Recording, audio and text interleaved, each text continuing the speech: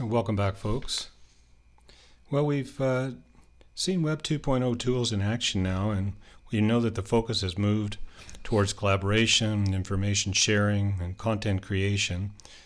And so I think that the next step for us is to ask the question of whether this Web 2.0 model fits well with modern language learning theory and current call strategies. So let's take a look at a chart that I think is very instructive. And some of this will be a review from earlier in the presentation. You notice in the chart here we have the stage of call across the top, the type of technology in the second row. We saw pictures of these earlier on.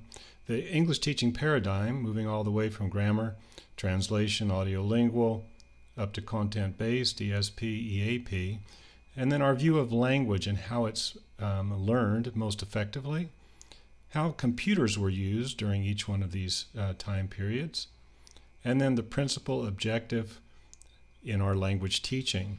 And if you notice on the right side here, in the 21st century integrative call, we have multimedia and internet technology, and as we move down, you'll notice that we're using content-based ESP and EAP models. And I think it's important to notice that sociocognitive is our view of language, that language develops best with social interaction. And this fits perfectly with our Web 2.0 model of collaboration and content creation. And finally, I'd like to point out that Web 2.0 allows students to take part in real-life projects. They can be agents for change. And as I mentioned, I think that all in all, looking at Web 2.0 and this chart in terms of the death of cyberspace and rebirth of call shows us how effective Web 2.0 can be in our goals for language learning today. But these digital native students, do they really need our guidance? I have to admit I cracked up. Cracked up means burst out laughing when I saw this comic with the digital native coming in and asking his mother how he came to be, and she said, "No, you weren't downloaded, you were born." And a little more on the serious side about digital native students really needing our guidance. I referred to The World is Flat before by Thomas Friedman, and as we know, the internet contains noise, filth, lies, as well as wonderful jewels and treasures, facts, wisdom, sources of knowledge. But it takes perhaps a digital immigrant teacher, such as ourselves, to guide our students to help them find the good from the bad. And I love this quote: "The fastest drivers don't always arrive safely at their destination." And the same can be said for our digital native drivers when they navigate the digital superhighway. Speed is not everything. And being a digital immigrant doesn't mean being digitally ignorant. Can you see who these digital immigrants are? I'm sure you know some of them or perhaps all of them.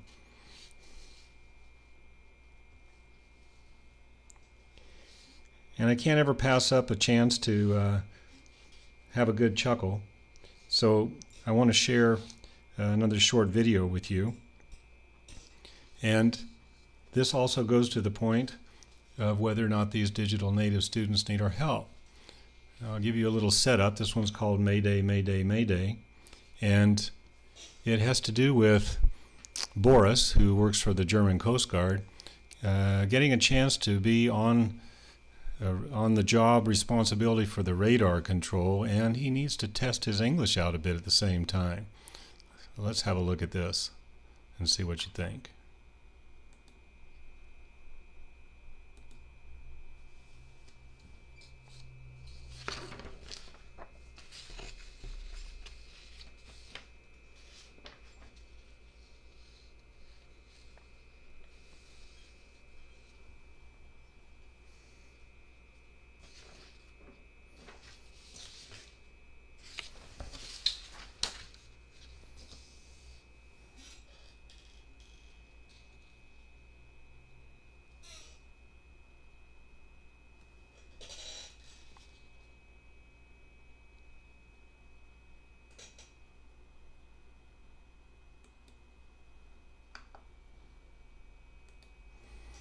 Well, I hope there's some laughter rolling around the room here. I really do find this quite comical. But of course, without any English language teacher guidance, at least to give some context to this poor guy, at least to help him know what Mayday, Mayday, Mayday means, he might be completely lost. Just another good way to show that the English teachers, even though they may not be digital natives, have a lot to offer. So, who or what is really the critical link in helping our students become digitally literate and proficient users of English?